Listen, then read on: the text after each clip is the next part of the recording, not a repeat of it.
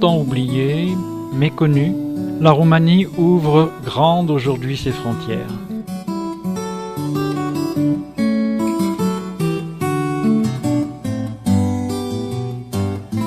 La Bucovine, terre aux 20 monastères, carrefour majeur des cultures d'Europe orientale, terre mystique, terre de ferveur, terre de spiritualité. Un incomparable patrimoine religieux nous y est proposé.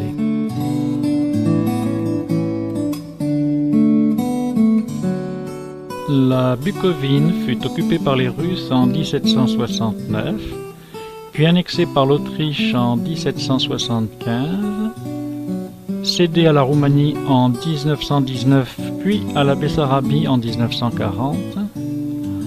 Enfin, sa partie nord fut annexée à l'URSS en 1947, la partie sud restante roumaine.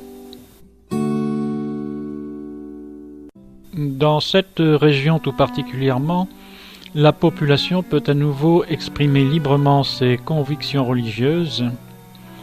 Elle peut ainsi aider financièrement ou par du travail bénévole la reconstruction de nombreuses églises.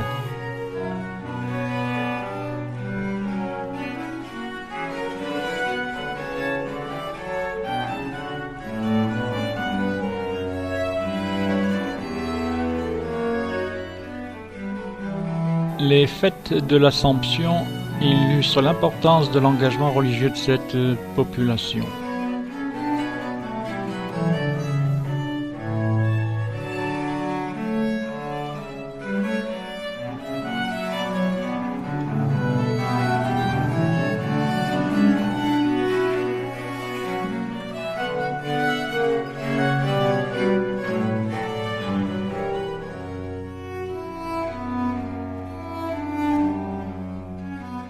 C'est à l'origine le roi Étienne le Grand, héros de l'histoire, ayant à de multiples reprises repoussé l'armée ottomane, qui décida d'offrir à chacune de ses victoires un nouveau monastère.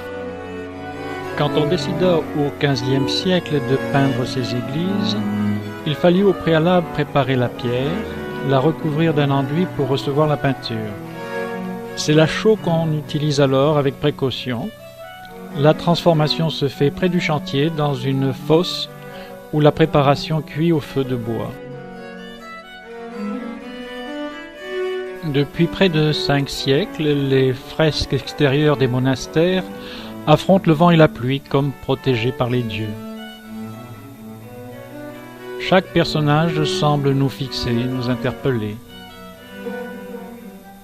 Toute la Bible défile sur les murs des monastères, sorte de livre de prière. Le jugement dernier est un spectacle remarquable. Une rivière de feu coule vers l'enfer. On y retrouve Judas, les empereurs romains, le sultan turc.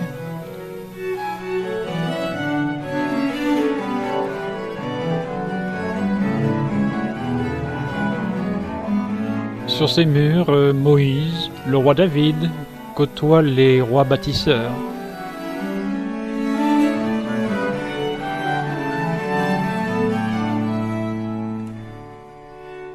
L'hymne acatiste rend hommage à la Vierge.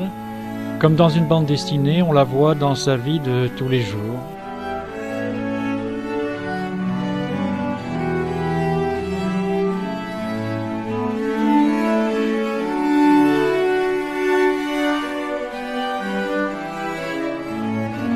Ici les philosophes.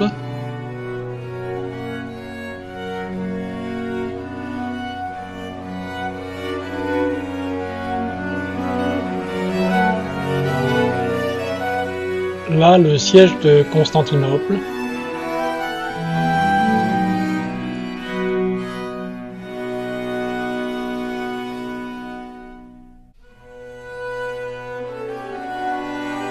Art classique byzantin adapté aux réalités moldaves, les clairons des archanges prennent les formes des buccins utilisés autrefois par les paysans de la région.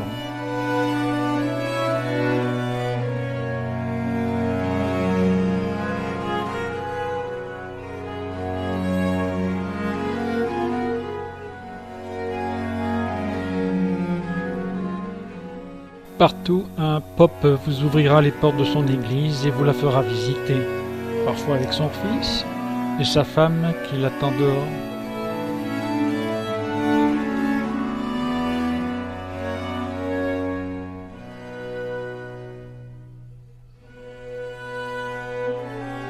On ne peut terminer cette visite sans dire combien l'accueil ici est simple et chaleureux.